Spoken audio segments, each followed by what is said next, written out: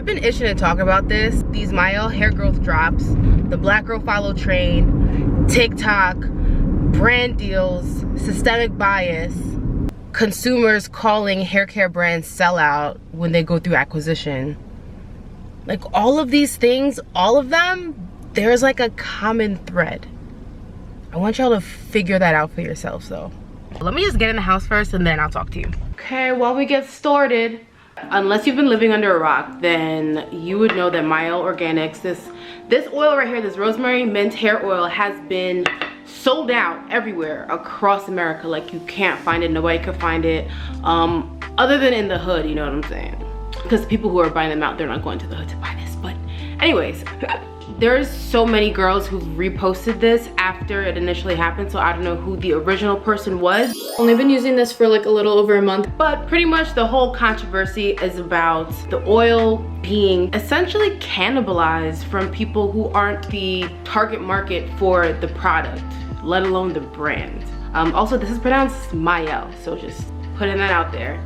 So Mielle rosemary oil on my hair. So pretty much there are a couple different sides to this controversy. A lot of people are tight, you know what I mean? A lot of people are tight, and I get it because again, who is this product marketed towards? Where do you find this product? Let's start off there. So you mean to tell me, and I've seen it happen, women with non-ethnic hair, right? Hair texture, they walk past 30 or 40 different hair products before they get to our little 2x4 square section in the aisle that we just claimed, by the way. Like we just got in the stores, like other than like a beauty supply store, like we just got in the supermarkets with our products. I've seen it where I was inside of a Target, this girl scooped up 8 of these, 8 of them. I was just like, wow, wait, this is really happening in real life, not just on the internet. Like, no, this is really happening in real life. So yeah, that's one side of it. People are really upset. And then the other side, I don't hear a lot of people talking about, but I'm thinking about this from a business perspective because I'm a new business owner and she making some sales, you know what I mean? So kudos to Monique. It's inspiring for me to see because I know she started in her kitchen and now she's in a bunch of different retailer stores, major stores out there. And she making some sales, you know? I know Black Friday is a big, I remember last Black Friday, I did a haul, $5 hair products, what? She's having her sale, so I know she just made some coin from Black Friday, Christmas time, holiday time, and then this is happening now. So I know it sucks because the one thing that we want, right, is the exclusivity part of it. That's really important to us. Community is important to us. A whole natural hair movement exists because of our community. Just think about it. We are an underserved community. Like I said, those 30, 40 products that you walking past to get to our aisle, there's a disparity in the amount of products that are for ethnic hair and are not, that are in major retail stores. We're buying black, right? We're building black. We're leveraging or putting the brand in a position to be able to leverage themselves on a platform. We're very much involved. We've very much been involved from the beginning. This also shows how much they are needed. Sidebar, but I'm just saying. Imagine you throwing a party, right? And someone else walks in, they put up their own decorations, they change out the food, they change up they touch the radio. There is no more party, like party is done. That's exactly what's happening here.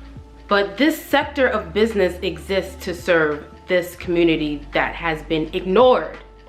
I'm sorry, am I yelling at you guys? Please don't feel like I'm yelling because I'm kind of passionate about this because this is another one of the reasons why all right, shameless plug, let's just get into that real quick. I just launched my own business, Black Label Society. I hand make hair care, and skincare products specifically for melanated skin and afro textured hair.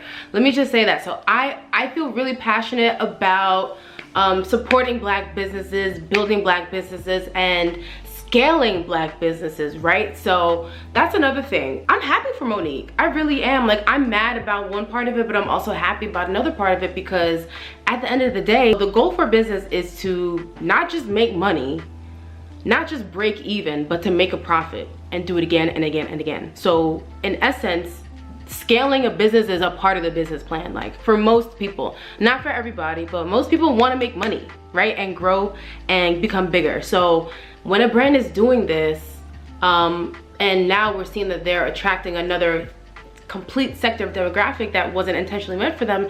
It's very interesting. So yeah, part of me is tight that this is happening, but another part of me is really happy for the business owner. Like this is a good problem to have in business. This isn't new. Not the fact of other demographics buying out our products. It is, but not in this situation. But the fact that these brands are scaling so much and being acquired by other conglomerates, I guess you could say, in the industry. There's only a handful of them.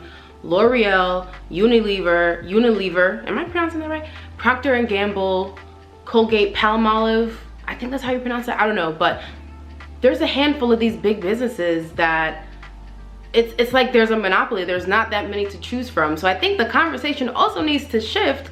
How do we get that boardroom more diversified though, like at the top?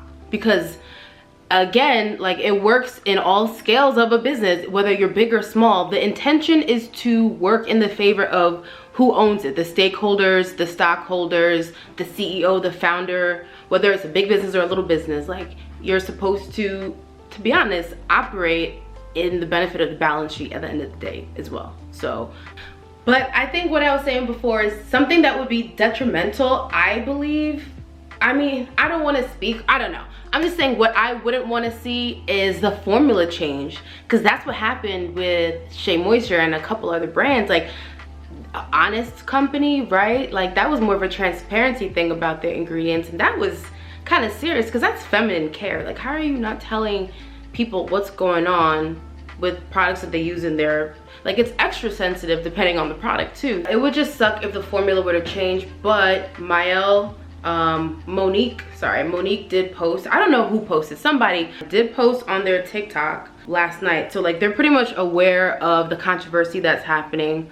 But she's saying that, you know, we're not, or the brand is saying that they don't plan on making any ingredient changes. The journey of Mielle started from a place of creating a product I wasn't finding in the marketplace. And isn't that crazy? Something you can't find in the marketplace, and the biggest demographic of people are out there buying something that's for a specific person. That's wild to me. Like, so let's just hope that that's the case, you know what I mean? Like things happen. Also, customers need to understand the supply chain is twisted. If you could get your hands on something, it costs so much money. These prices are gouged. China don't even like us. The borders might not even be open for much longer. We're gonna have to source from this country. Some raw materials just might not be available. Like, so I think again, what I'm learning from watching all these other brands work is that transparency is like really key, which is also why I like TikTok. Because you could really see behind the scenes what's going on. Very raw, very unedited, like, and I'm the kind of person where I do want to be transparent in my business. So again, you guys can follow me, Black Label Society, on TikTok and on YouTube. I'm starting my YouTube channel that's specific to my business, separate from this one. I have an Instagram, but to me Instagram is like dead. I can't stand Instagram. But speaking of TikTok, guys, this Black Girl Follow Train I think is beautiful. To me, it's just a reminder of how important community really is at the end of the day, and regardless of what the media is showing us, because again, that algorithm is skewed. Like that's also why, because the algorithm is messed up, for us to be able to find what we're looking for on the internet, we have to add in these specific qualifiers to be able to filter out through the status quo, which is just a bunch of people that look nothing like us. So yeah, we gotta put black girl outfit, black girl hairstyles, black girl nails, black girl shoes, black girl politics. I'm telling you, the lens of living in this world as a phonetically black person, because there's a difference, Meghan Markle, phonetics rules at the end of the day in this country, at least, and probably globally too. We're seeing the West is crazy. The West don't even like this whole communist China. Again, with China, they don't want TikTok. Here, I know they just recently banned TikTok from all of the government officials' phones. And isn't that powerful to think of, that certain states have already banned TikTok, and the Black Girl Follow trend completely like took over. Like, we went from a boat to a bigger boat. We went from a bigger boat to a private jet. We went from a private jet to a here comes the hurricane. Hi. Here comes the hurricane, bitch. Here comes the hurricane, bitch. And what's even crazier, like, is the fact that when people cherry pick from our culture and decide when and when they don't want to associate with us, they're able to make money and monetize and build wealth off of emulation, off of inauthentic behavior, off of Rachel Dolazoling their life, their personality. Let me tell you, a lot of people would not have a personality if it wasn't because of Black women. Okay, there's a whole sector of people whose personalities are built off of Black women. Like, it's just nuts. It just goes to show that we really are the blueprint. We forever will be. And what's even crazier about this TikTok trend is the amount of people that were pissed. These women are pissed. Like, I don't understand. Like, never in my life have, let's say January is Persian Heritage Month. They have Persian entertainment television on TV. Their own little section in the stores for things that are associated with their culture. Never in my natural born life would I feel like, but wait, why don't they have anything for me? My brain doesn't go there, and I have to realize that there are a lot of people walking on this earth who have never not been the center. And when they are removed from just being in the center of the fucking universe like the sun, like they crumble. They don't know how to act. They're just belligerent. So this is how TikTok was against us. This thing is layered, and every day a new development came up. The second day, I think TikTok, so on the creator studio, you're able to access the creator studio on TikTok if you have a business. That shows what all the trends are. blackgirlfollowtrain was like blowing it out the water, and you were not able to source who the first person was that started it. And why is that? Because so many of us was reposting it and sharing it, and it was just compounding and building and building and building, and that shit took over. Oh my gosh, I love us for that. But you know what TikTok did? TikTok didn't like that, right? So once TikTok was like, okay, this is at 100% capacity, this can't grow no more, like, we're gonna stop pushing it out. And that's what they did. Next day, anyone who's using the hashtag, they notice that their videos said sponsored under them. And what happens is, if your video is sponsored, no one could from that video just repost you. The convenience of it is gone. So now what you're gonna have to do if you want to repost anyone with the Black Girl Follow Train, but their videos are now flagged sponsored by TikTok, you gotta go to the profile, go to the video, and then repost it, if that even worked. You know what I thought of when I saw that video of the girl saying that the oil was too oily for her hair and she didn't like it?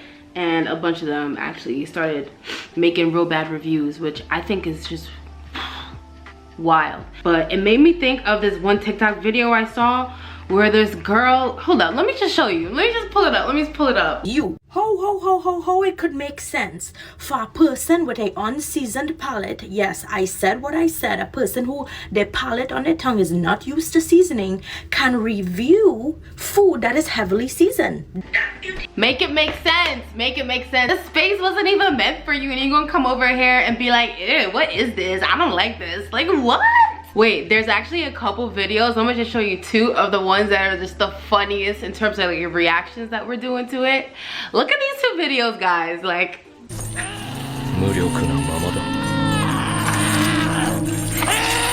I am done. To my surprise, the rumors are true. The Rosemary Mielle drops at Target were sold out. So I thought I would share a tip that has helped me grow my hair a lot longer. It's called Just For Me. They say it's for kids, but you don't have to worry about that. It actually works on anyone. It helped me grow my hair really fast. What it does is it relaxes your hair so that basically your hair is like stress-free. And when your hair is stress-free, it basically just grows a lot. All right, wait, I have a question though, because this really makes me think. Guys, let me know in the comments what you guys think, but how do we gatekeep in this digital world? We can't, can we? How do we gatekeep? We can't even talk in code. The code is revealed. But you know, at the end of the day though, I am really happy for Monique, because it's honestly inspiring for me, because she started from the kitchen, you know? I'm starting from the kitchen. It sucks for us to like lose the reins on exclusivity. Like, it really sucks. But I got a solution. Y'all wanna know what the solution is? The solution is to support more Black-owned businesses. That's it. That's all you gotta do, is just find more to support. There's tons of them out there. You think Mielle is the only person that puts rosemary and mint in their hair oil? No. So tap in, you know what I'm saying? Tap in with me. So I have a YouTube channel here. This is my personal one. I just created my business YouTube channel. Everything is linked down below. It's called Black Label Society. And my TikTok, like I said before, is where I try to show the behind the scenes, the more transparent version, unedited version, kind of, it's still edited though, version of what it's like to build a business from scratch.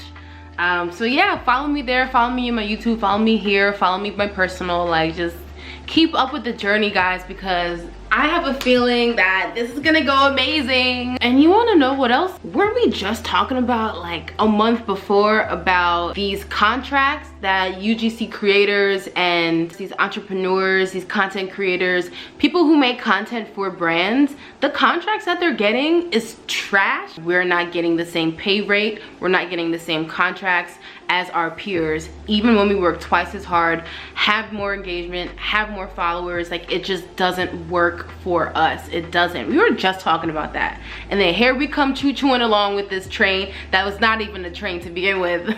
And what was the results of this? A lot of us got thousands and thousands of support, subscribers, engagement. We fought against the machine. Do you not understand? We just fought against the machine. This is crazy. And then also, there was like a secondary trend that came off of this. Black girl biz follow train, black girl biz. Man, like, so these girls are getting orders out the ass. Like, I was crying. I just get so happy when I see what I've always known, which is that our community is powerful. It will forever be emulated. It will forever be something that people are going to want to take from. That's just how it is. That's just how it is. So we have to remain innovative, remain authentic to ourselves. What would this world be without black people? Music, absolute dub. There is no music without black people. Rock and roll, hip hop, R&B, pop, jazz, rhythm and blues. Like, come on now. Everything stems from us. Hopefully too, because of this trend, these people who are working behind the scenes in these brands, who are making the contracts and negotiating the rates and everything like that with these creators, hopefully now they see the power of the black dollar, which is crazy because I've always known the power of the black dollar. Like, we all know that black women spend the most money on beauty industry. We own that. We own that, but not in the literal sense, in the monetary sense. We spend the most, but we actually own, what is it, 2.5%? 3.5%? I don't remember. I'll pull up a picture of the study. I'll put a link down below of the website I cited this information from. But we spend the most, but we represent a sliver of the pie. Hopefully this is shaking some shit up in these offices of these big companies, medium-sized companies, medium companies, and everything in between. You guys like really need to look into it when I say like the whole machine is against me. Like, yo, what did Nicki Minaj say? Hold up. No one bitch could be my heart, that shit offends me. It's corporate giants, the machines that win against me. I feel you, Nicki. Like, I feel you, like on a different scale, but I feel you, girl. Y'all have to think about it. Like, the information, the source of information is biased. So everything, all of the outputs that come from that, everything that's a result of that is all connected. Like, this is all connected. This is all connected. Yo, they hate us so much. They hate us so much. We are just that popping, y'all. Like, this is how we need to look at it, because it's the fucking truth. We were really like swag surfing across the whole globe. Like, that's tough. That's tough. I love us so much. And you want to know what the gag is though? You want to know what the gag is though? Hear me on this one. We are fucking up the earth, right? It's not funny, but I laugh when nothing is funny. Like, I'm very like inappropriate, like nervous laughter kind of person sometimes. Right now being that one time. But like, we are really like destroying the earth's atmosphere, the protective layer, the ozone layer, all of that. It's depleting, it's opening up, regardless of what Candace Owens says. But it's real, right? More sun is pouring through and seeping through our atmosphere. Melanin is in demand, baby. What? Melanin is in demand. Y'all gonna need melanin to survive. That's so funny. But we see it here in America that everybody, blackness is, I don't want to say it's being diluted, but y'all know what I mean. Like a lot of mixed race babies, and not just with black attached to it, but mixed from other ethnicities as well. A lot of mixed race babies are coming out. We all know the whole Planned Parenthood story and Bill Gates and the whole abortion thing that's going on. Like they're really trying to like control population. Like we having too many babies. The white population is dwindling. Like the machines are I'm telling you guys, like I'm gonna get off this before they before I get blocked. Follow me on my socials. I'll leave everything down below or on the screen. Connect with me. Y'all, let me know what you guys think about everything I'm talking about. Do you guys feel me on anything? Am I going crazy? Am I just hangry and just stuffing my face with Cheetos? Like, can someone help me out? I'd love to hear from you guys. I'll see you guys in the next video. Bye.